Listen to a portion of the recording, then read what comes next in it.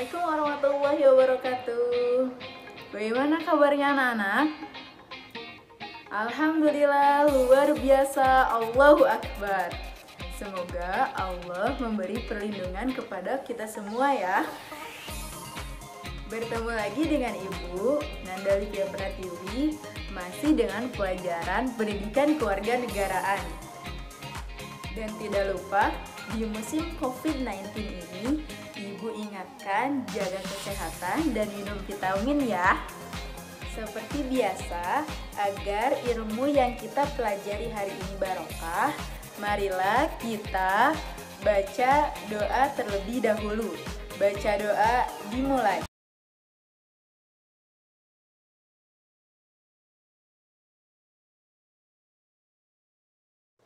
Berdoa selesai. Oke, sekarang apakah ada yang tahu sekarang kita akan belajar apa? Ya? Ya, benar. Sekarang kita akan mempelajari pelajaran tentang arti penting Pancasila sebagai dasar negara dan pandangan hidup.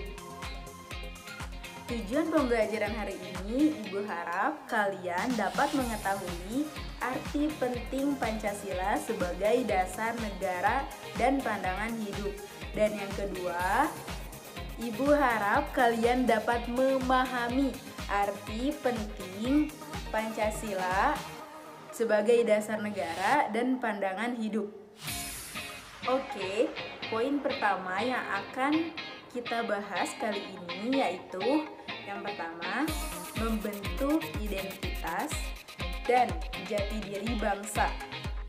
Yang kedua, mengatasi berbagai tantangan dan ketegangan sosial. Yang ketiga, memberi arah tujuan dan mendorong upaya tujuan negara. Dan yang keempat, pedoman untuk memecahkan berbagai masalah negara dan bangsa. Jadi di sini Ibu akan mengatakan arti penting Pancasila sebagai dasar negara dan pandangan hidup. Yang pertama, membentuk identitas dan jati diri bangsa. Indonesia diharapkan mampu untuk membentuk identitas bangsa dan jati diri bangsa agar tidak mudah terbawa arus budaya asing. Yang kedua, mengatasi berbagai pertentangan dan ketegangan sosial. Sebagai ideologi nasional, Pancasila memberikan pedoman bagi Indonesia untuk dapat berdiri kokoh menghadapi berbagai persoalan dalam hidup berbangsa dan bernegara. Oke, yang ketiga, memberikan arah tujuan dan menjadi pendorong dalam upaya pencapaian tujuan bangsa. Artinya, Pancasila diharapkan mampu memberi arah dan menjadi pendorong bagi Indonesia untuk mencapai tujuan bangsa yang termuat dalam pembukaan UUD NRI tahun 1945 alinea keempat. Oke, yang keempat, pedoman untuk memecahkan berbagai masalah bangsa dan negara. Jadi artinya mulai dari masalah politik, ekonomi, sosial budaya hingga pertahanan keamanan, Pancasila diharapkan mampu memberikan pedoman untuk mengatasi berbagai permasalahan.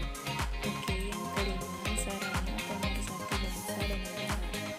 Jadi artinya Pancasila diharapkan mampu menjadi sarana pemersatu bangsa dan negara dengan simbolnya dalam lambang negara yaitu Bhinneka Tunggal Ika.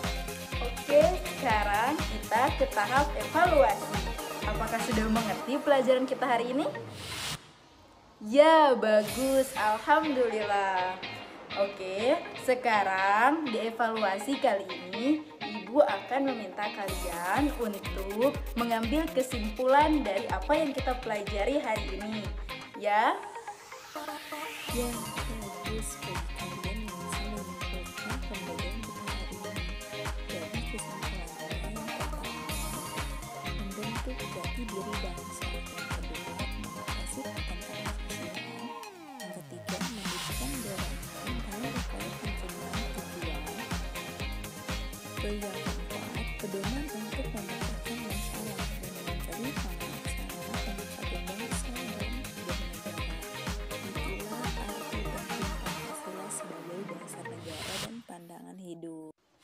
Sekian pembelajaran kita hari ini. Mohon maaf apabila banyak kesalahan. Wallahu a'lam bishawab. Wabillahi taufiq wal hidayah. Assalamualaikum warahmatullahi wabarakatuh. Assalamualaikum warahmatullahi wabarakatuh. Bagaimana kabarnya anak-anak? Alhamdulillah, luar biasa. Allahu Akbar. Tidak lupa ibu ingatkan, jaga kesehatannya dan banyak minum ya. Bertemu lagi dengan Ibu Nanda Livia Pratiwi, masih di pelajaran Pendidikan Kewarganegaraan. Nah, di sini sebelum melanjutkan ke materi selanjutnya, Ibu mau bertanya, pelajaran apa aja sih yang kemarin yang sudah kita pelajari? Apa? Ya, benar. Yang pertama, kemarin kita sudah belajar tentang Orde Lama, Orde Baru, Orde Reformasi sampai sekarang. Dan sekarang kita akan melanjutkan materi selanjutnya. Ada yang tahu sekarang materi selanjutnya apa? Ya, benar, yaitu tentang dinamika nilai-nilai Pancasila.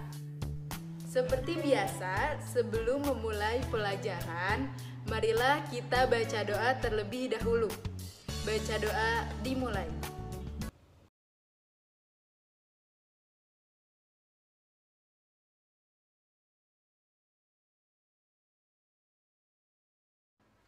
Oke, materi kita kali ini yaitu tentang dinamika nilai-nilai Pancasila sesuai perkembangan zaman. Oke, tujuan pembelajaran kali ini yang pertama, Ibu harap kalian dapat mengetahui pengertian dinamika nilai-nilai Pancasila sesuai perkembangan zaman. Dan yang kedua, Ibu harap kalian dapat memahami bagaimana dinamika nilai-nilai Pancasila perkembangan zaman. Oke, hari ini Ibu akan menyampaikan materi yaitu perihal yang pertama, Pancasila, hakikat ideologi terbuka. Dan yang kedua, kedudukan Pancasila sebagai ideologi terbuka. Oke, jadi hakikat ideologi terbuka menurut W. Newman, ideologi merupakan gagasan yang melegalisasikan tatanan hidup sesuai tujuan dan kepentingan kolektivitas kelompok. Oke, jadi bisa kita simpulkan hakikat ideologi terbuka artinya ialah gagasan atau konsep yang memberikan arah dan tujuan untuk kelangsungan hidup baik untuk sendiri atau bangsa. Oke, sekarang kita bahas tentang fungsi ideologi. Ideologi itu berfungsi sebagai pedoman untuk berpikir dan bertindak untuk mencapai tujuan dan upaya menyelesaikan berbagai persoalan kehidupan atau masalah. Jadi anak-anak, ada dua jenis ideologi yang perlu kita ketahui. Yang pertama yaitu ideologi tertutup dan yang kedua ideologi terbuka. Setelah kita mengetahui jenis-jenis ideologi, kita akan mengulas tentang perbedaan ideologi tertutup dan ideologi terbuka. Perhatikan ya. Oke, Ibu akan memaparkan terlebih dahulu ideologi tertutup. Yang pertama, ideologi tertutup bukan cita-cita yang sudah hidup dalam masyarakat. Dan yang kedua, kepercayaan dan kesetiaan ideologis bersifat kaku. Oke, ideologi terbuka, nilai cita-cita tidak dipaksakan dari luar dan bersifat dinamis dan reformis. Yang kedua, kedudukan Pancasila sebagai ideologi terbuka memiliki sifat aktual, dinamis, antisipatif, dan mampu menyesuaikan dengan perkembangan zaman. Nilai-nilai kedudukan Pancasila sebagai ideologi terbuka yang pertama, nilai dasar, yaitu asas-asas yang bersifat mutlak. Yang kedua, nilai instrumental, yaitu berbentuk norma sosial dan hukum yang terwujud dalam peraturan. Yang ketiga, nilai pragmatis, yaitu pelaksanaan nilai dasar dan instrumental dalam kehidupan. Oke, sekarang kita ke tahap evaluasi. Di tahap evaluasi ini, Ibu akan meminta kalian untuk menyimpulkan hasil apa? Hasil materi yang Ibu sampaikan hari ini. Oke, ada yang bisa menyampaikan kesimpulan? Ya, bagus. Kesimpulan pembelajaran hari ini, yang pertama, ideologi Pancasila memiliki ideologi terbuka dan ideologi tertutup. Yang kedua, nilai-nilai ideologi terbuka, nilai dasar, nilai instrumental, dan nilai praktis. Mungkin cukup sekian pembelajaran kita kali ini. Mohon maaf apabila banyak kesalahan. Wallahu a'lam bishawab. Assalamualaikum warahmatullahi wabarakatuh. Don't forget like, comment, share, and subscribe. Assalamualaikum warahmatullahi wabarakatuh. Bagaimana kabarnya anak-anak? Alhamdulillah, luar biasa. Allahu Akbar. Tetap jaga kesehatan dan jangan lupa minum vitamin ya. Seperti biasa, agar ilmu yang kita pelajari hari ini barokah, marilah kita baca doa terlebih dahulu. Baca doa dimulai.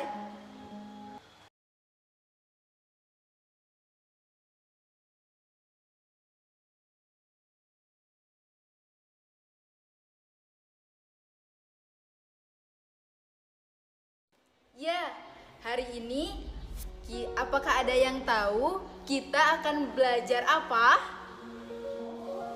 Ya, kita akan melanjutkan pembelajaran yang kemarin.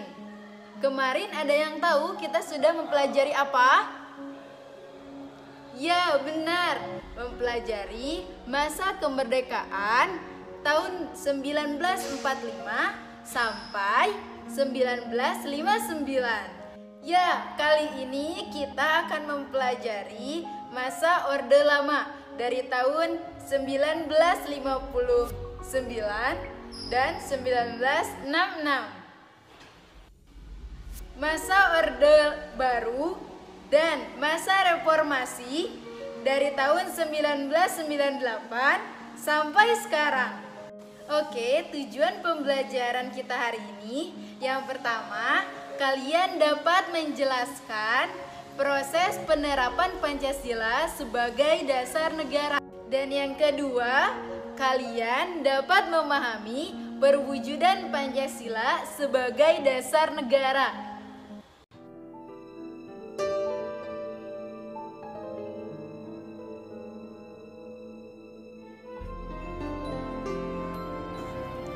Dalam suatu kesempatan pidato di penghujung masa kekuasaannya, Presiden Soekarno pernah berujar jengkel.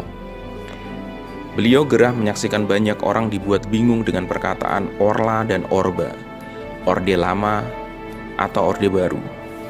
Pernyataan itu kerap ditimpakan kepadanya, baik oleh kalangan terdekat maupun dari para wartawan. Saya akan menjawab, saya ini tidak tahu apa ini Orde Lama atau Orde Baru. Saya tidak tahu, kata Soekarno di hadapan 120 seniman dan seniwati asal Sulawesi Utara di Istana Merdeka pada tanggal 14 Desember tahun 1966. Soekarno juga menambahkan, saya ini adalah Orde Asli. Orde Asli pokok tujuan sumber daripada revolusi, dan aku menggolongkan diriku di situ, kata Soekarno. Dalam buku Revolusi Belum Selesai, kumpulan pidato Presiden Soekarno 30 September 1965, pelengkap Nawaksara, suntingan dari Budi Stiono dan Boni Triana, Presiden Soekarno mengidentifikasi dirinya sebagai Orde Asli, suatu tatanan yang terdiri dari tri kerangka revolusi Indonesia. Ketiganya meliputi kedaulatan dari Sabang sampai Merauke, masyarakat adil dan makmur, dunia baru yang bebas dari penindasan atas manusia terhadap manusia yang lain. Presiden Soekarno agak terganggu dengan istilah Orde Baru. Menurutnya, penamaan itu punya tendensi menuduh dirinya telah menyimpang dari tujuan revolusi. Sebagaimana ceritanya istilah Orde Baru muncul dan mulai menghalayak di masyarakat. Presiden Soeharto yang menjadi tokoh sentral Orde Baru dalam autobiografinya berkisah tentang ihwal istilah itu. Pada tanggal 25 hingga 31 Agustus tahun 1966, TNI AD menggelar seminar 2 Angkatan Darat di Bandung. Beberapa tokoh AD maupun sipil hadir dalam seminar memberikan prasaran. Beberapa di antaranya adalah Jenderal A. Nasution, Maijen Mareden Panggabean, Maijen Suwarto, Profesor Sarbini, Soma Winata, dan juga Dr. Emil Salim, dan masih banyak nama lain yang hadir juga di sana. Mereka mengoreksi kebijakan dan pelaksanaan pemerintah pada masa Soekarno. Untuk mengatasi krisis nasional yang terjadi, berbagai usulan disampaikan. Salah satunya adalah keinginan untuk membangun tatanan baru pemerintahan dengan semangat pemurnian Pancasila dan Undang-Undang Dasar 1945. Pada akhirnya, seminar menetapkan Orde Baru menghendaki suatu tata pikir yang lebih realistis dan pragmatis. Angkatan Darat kemudian menyerahkan hasil dari seminar kepada Kabinet AMPRA sebagai sumbang saran. Orde Baru tidak menolak kepemimpinan dan pemerintahan yang kuat, malahan menghendaki ciri-ciri demikian dalam masa peralihan dan pembangunan. Kata Soeharto kepada penulis Gufron Dwipayana dan Ramadhan Gaha dalam buku yang berjudul Soeharto, Ucapan, Pikiran, dan Tindakan Saya. Menurut pengamat militer Salim Said, seminar AD merupakan langkah penting Jenderal Soeharto setelah menguasai keadaan dan mengonsolidasi kekuatan. Presiden Soeharto membutuhkan teori untuk landasan peranan tentara sebagai pengelola negara. Pada seminar itu, AD menyarankan dan menyimpulkan bahwa ABRI umumnya dan Angkatan Darat khususnya menjadi tumpuan harapan dari masyarakat Indonesia. Orde Baru populer dengan akronimnya ORBA. Dalam bidang ilmu sejarah, terjadi perdebatan kapan berdirinya Orde Baru ini. Ada yang mengatakan sejak 1 Oktober 1965. Ada yang mengatakan sejak 11 Maret tahun 1966 ketika Presiden Soeharto pertama kali mendapat mandat kuasa dari Super Semar.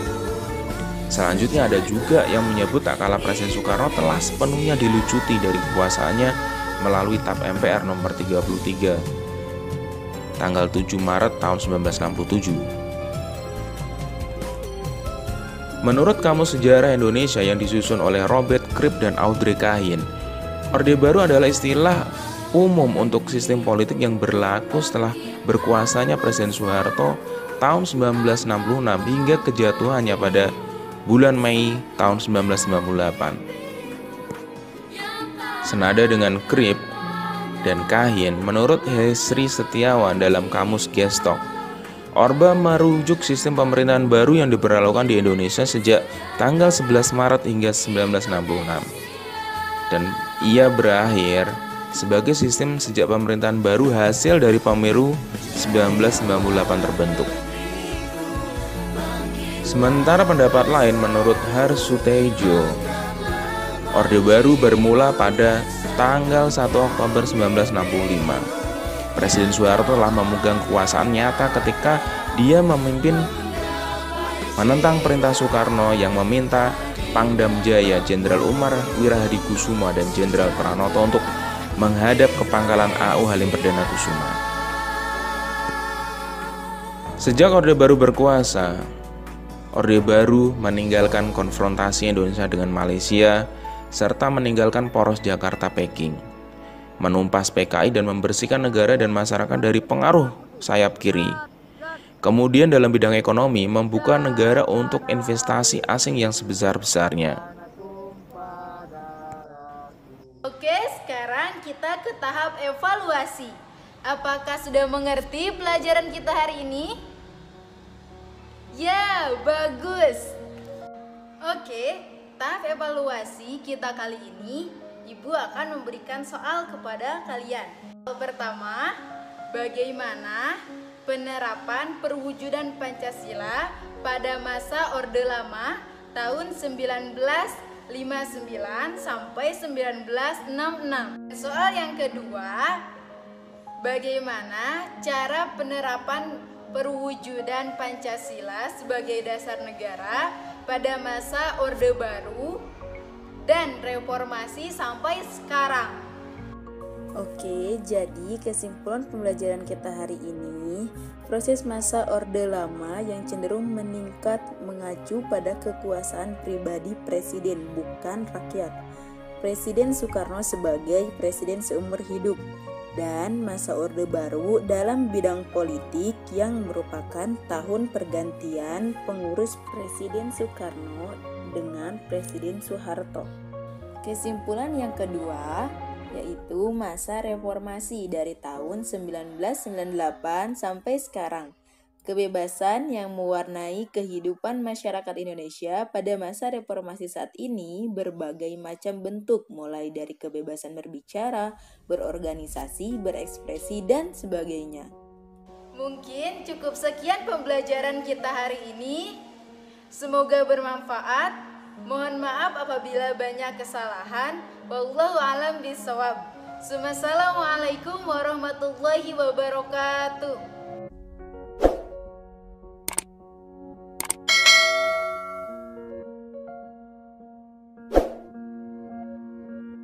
Assalamualaikum warahmatullahi wabarakatuh.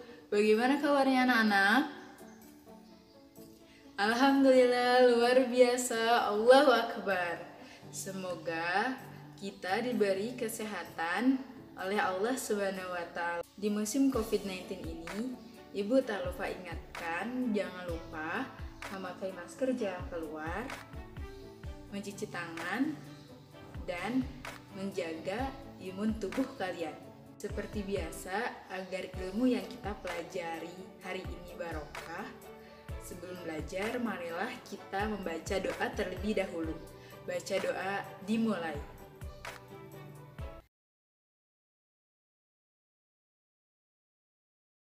Berdoa selesai. Kali ini kita akan mempelajari tentang membiasakan diri berperilaku sesuai nilai-nilai Pancasila dalam berbagai bidang kehidupan. Oke, tujuan pembelajaran kita hari ini yang pertama, kalian dapat mengetahui bagaimana cara membiasakan diri atau membiasakan sikap kalian sesuai dengan nilai-nilai Pancasila dalam berbagai kehidupan. Dan tujuan yang kedua, kalian dapat menjelaskan bagaimana cara berperilaku sesuai dengan nilai-nilai Pancasila dalam berbagai bidang kehidupan. Baiklah, usaha membiasakan diri menerapkan sikap luhur Pancasila dapat dimulai dari kehidupan sehari-hari ya, seperti dalam lingkungan keluarga, lingkungan sekolah, lingkungan masyarakat, dan lingkungan berbangsa dan bernegara. Baiklah, Ibu akan jelaskan penerapan Pancasila di lingkungan sekolah. Jadi, contohnya seperti guru dapat memotivasi siswa untuk menyampaikan pendapat dengan cara yang benar dalam diskusi kelas, dan juga dapat diwujudkan melalui program pembiasaan seperti budaya 3S, senyum, sapa, salam. Yang kedua, membiasakan diri berperilaku sesuai dengan nilai-nilai Pancasila dalam lingkungan keluarga. Tindakan konkret yang dapat dilakukan antara lain kalian bisa, contohnya yang pertama, berbakti kepada orang tua, saling membantu sesama saudara, dan bersikap adil kepada tiap anggota keluarga. Yang ketiga, di lingkungan masyarakat, nilai-nilai Pancasila dapat dibangun dan dipertahankan melalui berbagai organisasi di masyarakat. Contohnya seperti RT, RW, dan Karang Taruna, dan tindakan yang dapat dilakukan di lingkungan masyarakat bisa dengan contohnya bekerja bakti dan lain-lain. Dan yang keempat, di lingkungan berbangsa dan bernegara. Sebagai warga negara yang baik, kita wajib mentaati peraturan perundang-undangan yang berlaku di Indonesia, karena pada dasarnya peraturan perundangan tersebut bersumber dari nilai-nilai luhur Pancasila. Baiklah, sekarang kita ke tahap evaluasi. Apakah ada yang belum mengerti pembelajaran kita hari ini? Baik, tidak apa-apa, kalian bisa membaca kembali atau bisa menonton video ini kembali. Oke, di tahap evaluasi kali ini Ibu akan memberikan soal kepada kalian. Yang pertama, kalian bisa tulis soalnya, bagaimana cara berperilaku sesuai dengan nilai-nilai Pancasila dalam berbagai bidang kehidupan di lingkungan keluarga. Sudah? Ya, dan soal yang kedua, bagaimana cara berperilaku sesuai dengan nilai-nilai Pancasila dalam berbagai kehidupan di lingkungan sekolah. Ya, bisa kalian jawab. Oke, kesimpulan pembelajaran kita hari ini. Tadi Ibu akan menjawab soal yang Ibu berikan kepada kalian. Yang pertama, bagaimana cara membiasakan atau berperilaku sesuai nilai-nilai Pancasila di berbagai bidang aspek kehidupan di lingkungan keluarga. Contohnya, bisa menghormati orang yang lebih tua daripada kita, dan yang kedua, bergotong royong ketika mengerjakan pekerjaan rumah. Dan kesimpulan yang kedua, tadi pertanyaan dari Ibu, bagaimana cara berperilaku sesuai dengan nilai-nilai Pancasila di berbagai aspek kehidupan di lingkungan sekolah. Contohnya kalian seperti membantu guru, atau kalian bisa mengamalkan 3S: senyum, sapa, salam. Sekian pembelajaran kita kali ini. Mohon maaf jika banyak kesalahan. Wallahu a'lam bishawab. Assalamualaikum warahmatullahi wabarakatuh. Assalamualaikum warahmatullahi wabarakatuh. Bagaimana kabarnya anak-anak? Alhamdulillah, luar biasa, Allahu Akbar. Di musim COVID-19 ini, kalian jangan lupa memakai masker jika keluar, jangan lupa cuci tangan, dan jaga kesehatan tubuh kalian agar imun kalian kuat. Baiklah, sebelum memulai pembelajaran hari ini, marilah kita baca doa terlebih dahulu. Baca doa dimulai.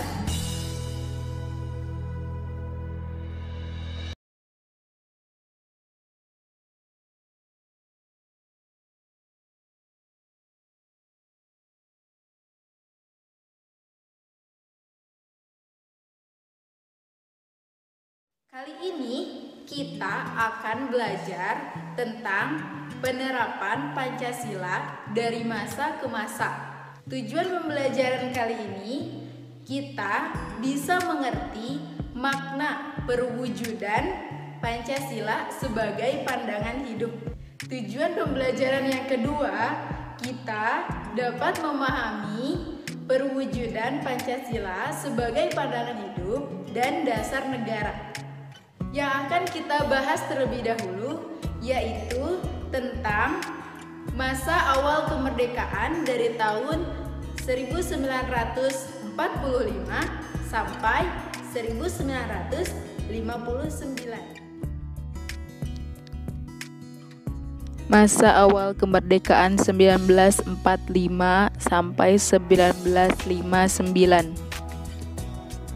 Setelah kemerdekaan Indonesia diproklamasikan pada tanggal 18 Agustus 1945, PPKI mengadakan sidang dan mengambil keputusan-keputusan penting. Yang pertama, menetapkan dan mengesahkan pembukaan Undang-Undang Dasar 1945. Yang kedua, menetapkan dan mengesahkan Undang-Undang Dasar 1945. Yang ketiga, memilih Soekarno sebagai presiden dan Muhammad Hatta sebagai wakil. Yang keempat, presiden sementara dibantu oleh Komite Nasional.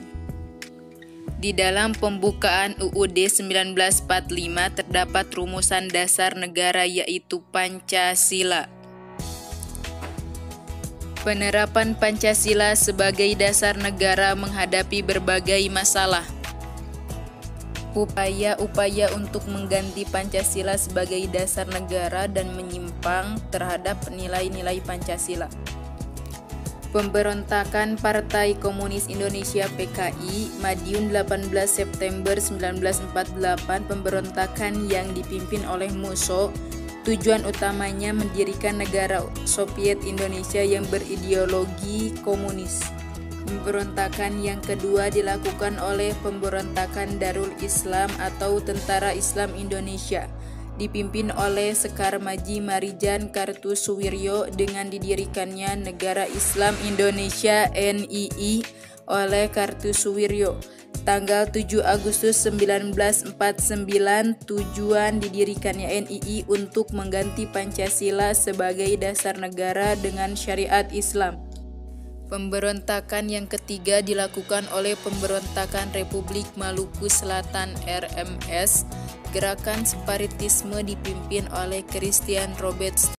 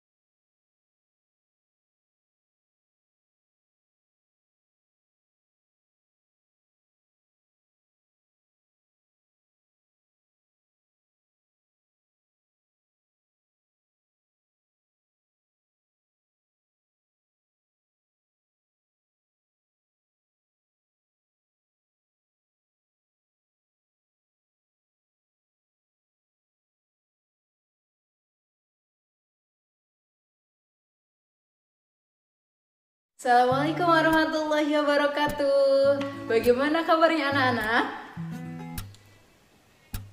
Alhamdulillah, luar biasa, Allahu Akbar. Di musim COVID-19 ini, tetap jaga kesehatan dan tetap mematuhi anjuran protokol kesehatan pemerintah.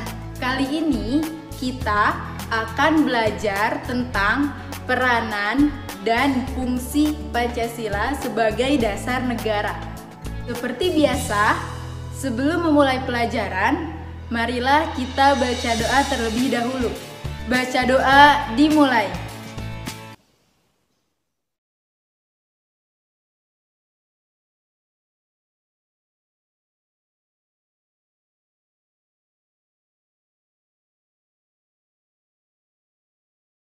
Tujuan pembelajaran kali ini, yang pertama, kalian dapat mengetahui fungsi dan peranan Pancasila sebagai dasar negara dan pandangan hidup.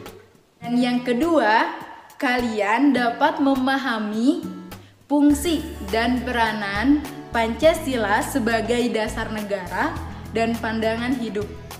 Secara umum, fungsi dan peranan Pancasila menurut MPR nomor 3 /MPR tahun 2000 tentang sumber hukum nasional dan tata urutan perundangan dinyatakan bahwa Pancasila sebagai dasar negara. Hal ini bermaksud dan mengandung arti bahwa Pancasila sebagai dasar negara untuk mengatur dan dalam penyelenggaraan yang meliputi bidang ekonomi, bidang politik, bidang ideologi, sosial budaya, dan pertahanan negara. Fungsi dan peranan Pancasila sebelumnya sudah kita kenal sebagai, yang pertama, sebagai apa? Ada yang tahu? Yang pertama itu sebagai jiwa bangsa Indonesia. Dan yang kedua, ada yang tahu berfungsi sebagai apa? Yang kedua itu berfungsi sebagai kepribadian bangsa Indonesia. Dan yang ketiga, ada yang tahu? Yang ketiga ialah sumber dari segala hukum. Dan yang keempat ialah perjanjian luhur. Yang kelima, ada yang tahu? Apa itu fungsi dan peranan Pancasila? Yang kelima, ada yang tahu? Ya, cita-cita dan tujuan bangsa Indonesia. Dan yang keenam, itu satunya, asas dalam kehidupan berbangsa dan bernegara.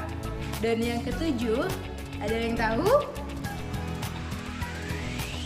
Fungsinya dan yang ketujuh apa? Dan yang ketujuh ialah moral pembangunan. Seperti yang sudah dijelaskan tadi, fungsi dan peranan Pancasila yang pertama, jiwa bangsa Indonesia. Berfungsi agar Indonesia tetap hidup dalam jiwa Pancasila. Setiap bangsa dan negara tentu memiliki jiwa. Pancasila menjadi jiwa bangsa Indonesia. Pancasila sendiri telah ada sejak bangsa Indonesia lahir, yaitu sejak proklamasi kemerdekaan.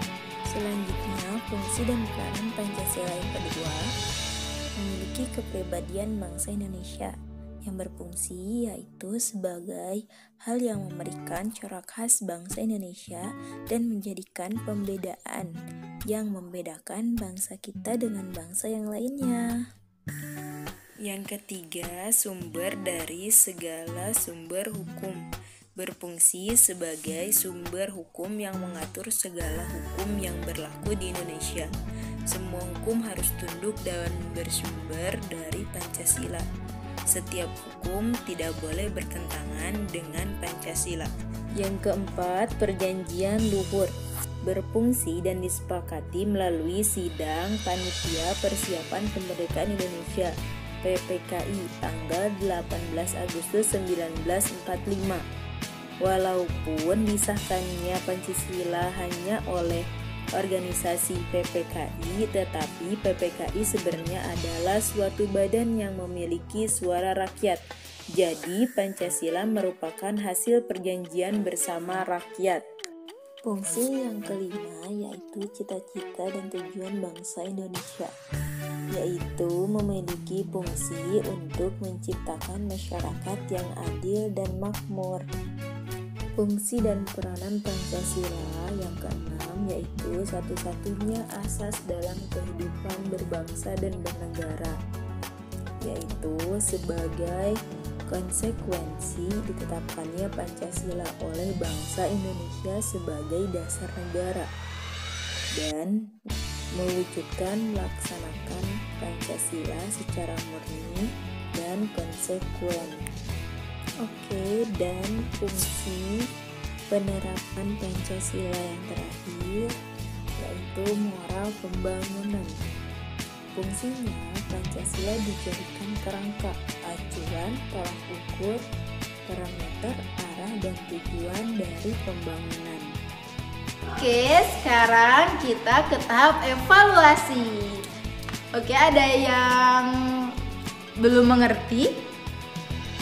Oke, ada yang bisa menjawab apa saja peranan Pancasila sebagai dasar negara? Dan yang kedua, apa saja sih fungsi Pancasila sebagai dasar negara? Apakah ada yang tahu? Oke, jadi kesimpulan dari pembelajaran kita hari ini, fungsi dan peranan Pancasila yang pertama, jiwa bangsa Indonesia. Dan yang kedua apa? Kepribadian bangsa Indonesia. Dan yang ketiga apa? Ya, benar, sumber dari segala hukum. Yang keempat, perjanjian luhur. Yang kelima, cita-cita dan tujuan bangsa Indonesia. Yang keenam, satu-satunya asas dalam kehidupan berbangsa. Dan yang terakhir, yang ketujuh, moral pembangunan. Sekian pembelajaran kita hari ini. Mohon maaf apabila banyak kesalahan. Wallahu a'lam bishawab. Assalamualaikum warahmatullahi wabarakatuh. Don't forget like, comment, share, and subscribe. Assalamualaikum warahmatullahi wabarakatuh. Bagaimana kabarnya anak-anak? Alhamdulillah, luar biasa, Allahu Akbar. Di musim COVID-19 ini, jangan lupa jaga kesehatan, banyak minum, dan jangan lupa minum vitamin ya. Seperti biasa, agar ilmu yang kita pelajari hari ini barokah dan bermanfaat bagi masa depan, sebelum belajar, marilah kita baca doa terlebih dahulu. Baca doa dimulai.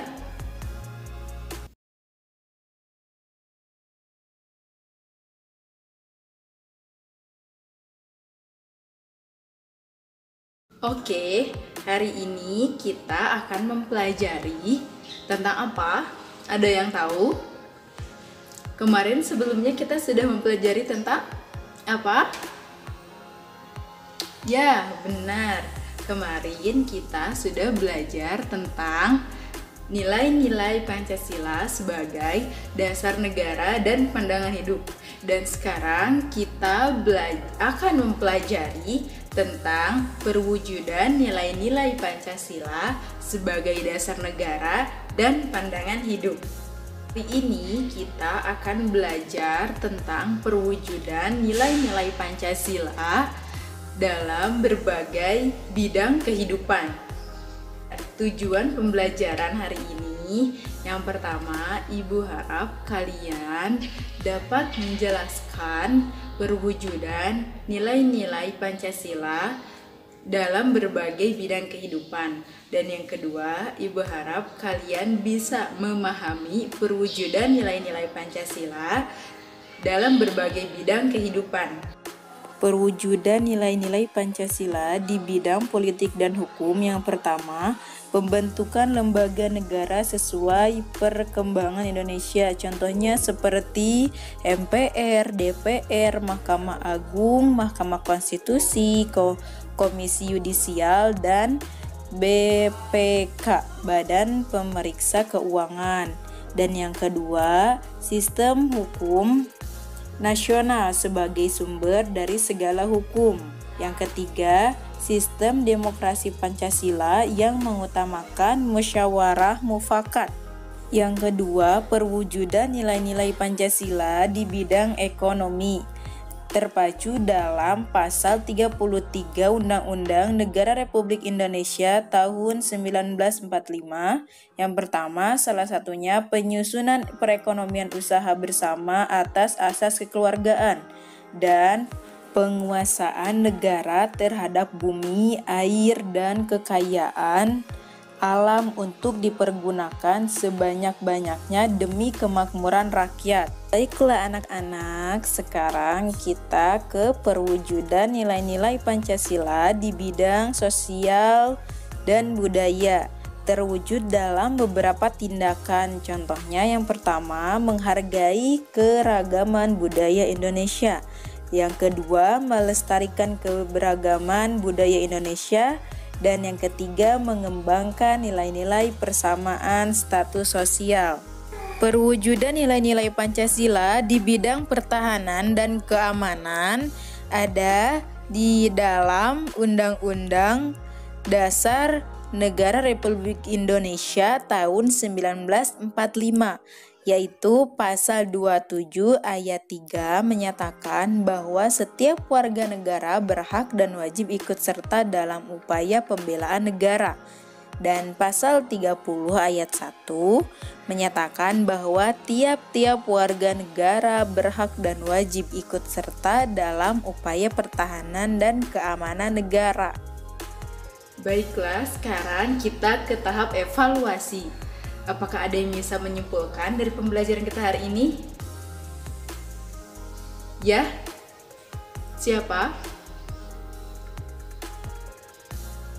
Ya, benar. Jadi, kesimpulan dari pembelajaran kita hari ini, perwujudan nilai-nilai Pancasila dalam berbagai bidang kehidupan. Yang pertama, tadi apa? Dalam bidang politik. Yang kedua, nilai-nilai Pancasila dalam bidang ekonomi. Yang ketiga apa? Nilai-nilai Pancasila dalam bidang sosial budaya. Dan yang keempat, tadi apa? Ada yang tahu? Ya, yang keempat tadi nilai-nilai Pancasila dalam bidang pertahanan dan keamanan negara. Baiklah, mungkin cukup sekian pembelajaran kita hari ini. Semoga ilmu yang kita pelajari hari ini bermanfaat dan barokah. Mohon maaf jika banyak kesalahan. Wallahu a'lam bishawab. Assalamualaikum warahmatullahi wabarakatuh. Assalamualaikum warahmatullahi wabarakatuh. Bismillah, alhamdulillah, amma ba'd. Bagaimana kabarnya anak-anak? Semoga sehat selalu dan berada dalam lindungan Allah Subhanahu wa Ta'ala. Banyak yang mengingatkan selama di rumah, jaga kesehatan, jangan terlalu banyak keluar rumah, ikuti anjuran pemerintah biar kita cepat berkumpul di pondok tercinta. Untuk selanjutnya, sebelum memulai pembelajaran, alangkah lebih baiknya kita berdoa terlebih dahulu untuk mendapatkan ridho dan ilmu yang bermanfaat. Berdoa mulai.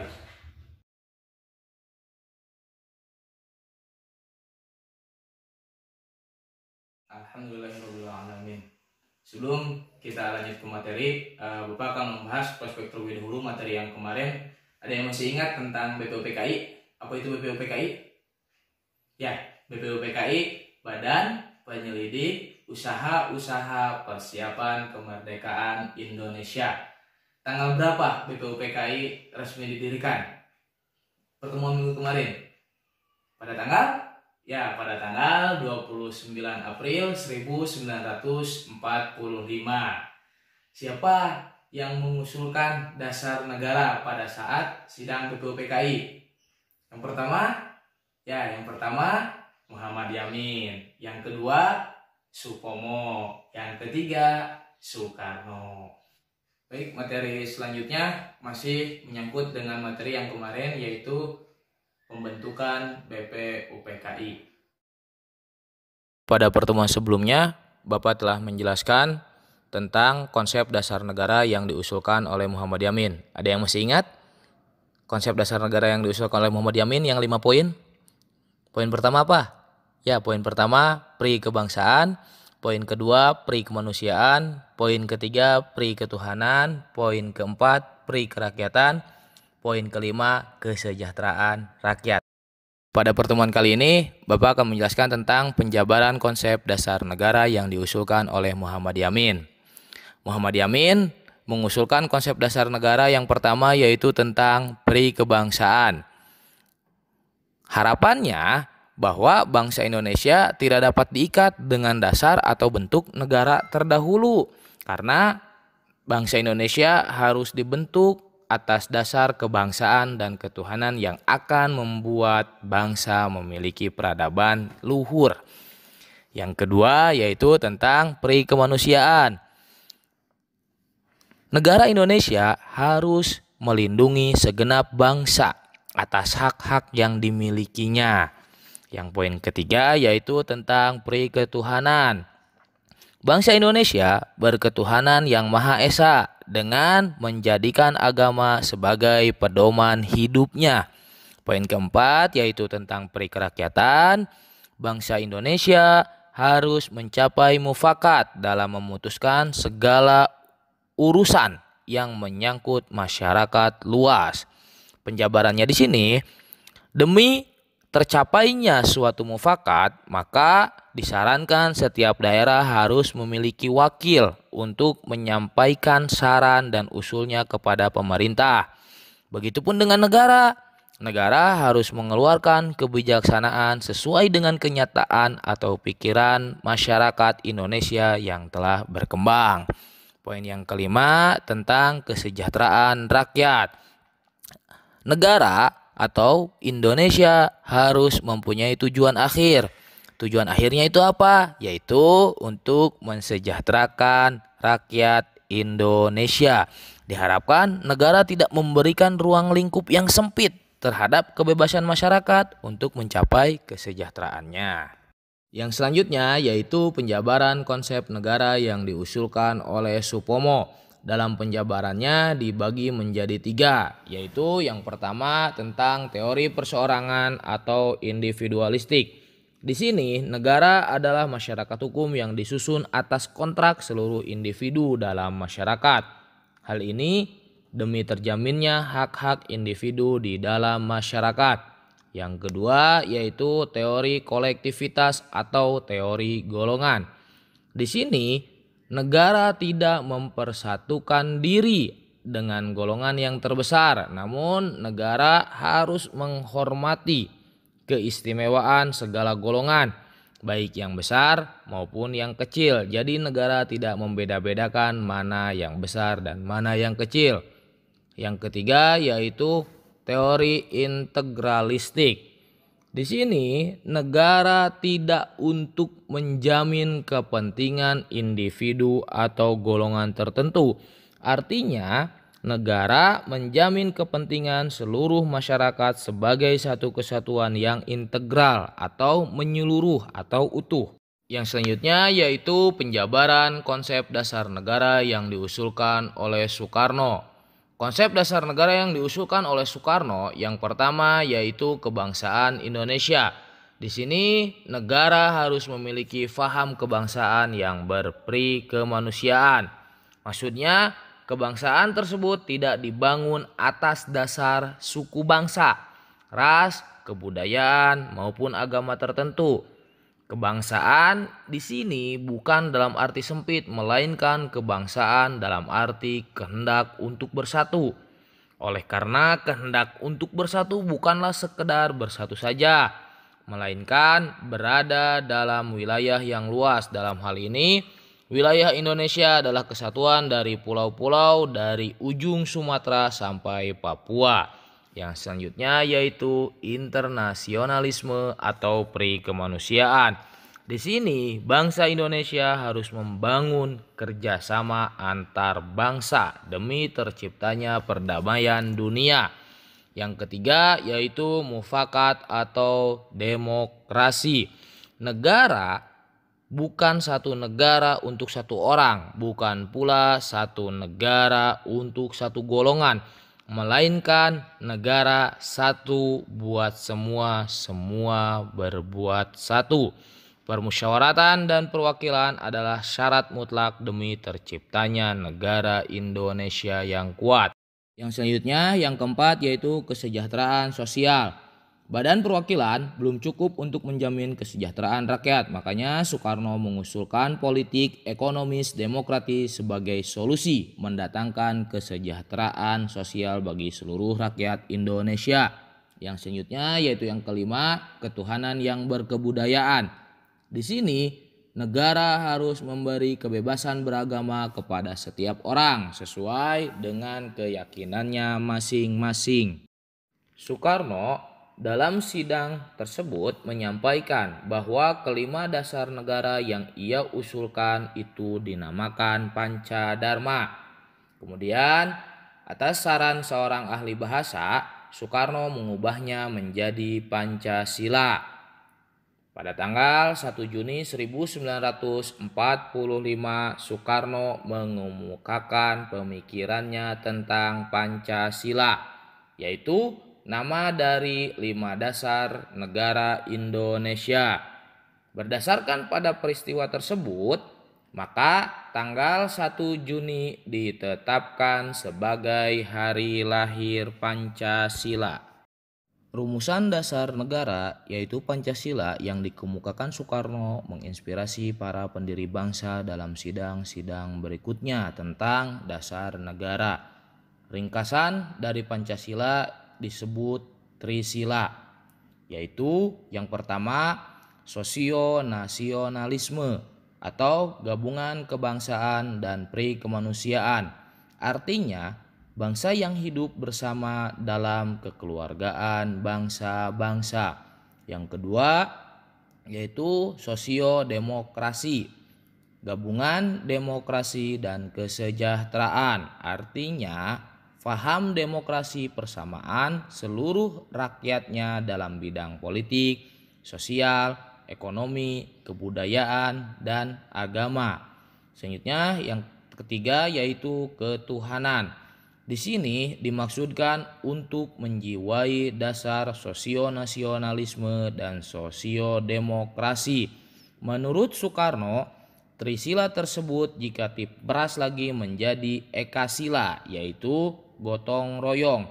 Prinsip Ekasila adalah mendirikan negara gotong royong, artinya satu untuk semua, semua untuk satu, dan semua untuk semua.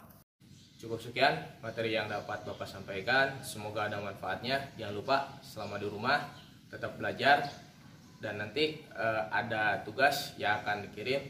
Tugasnya sesuai dengan materi yang telah Bapak sampaikan. Mari kita tutup dengan doa kafaratul majelis. Subhanakallahumma wa bihamdika asyhadu an la ilaha illa anta astaghfiruka wa atubu ilaik. Wallahu a'lam bishawab. Ihdinas shiratal mustaqim. Wallahu muwaffiq ila aqwamit thoriq. Assalamualaikum warahmatullahi wabarakatuh.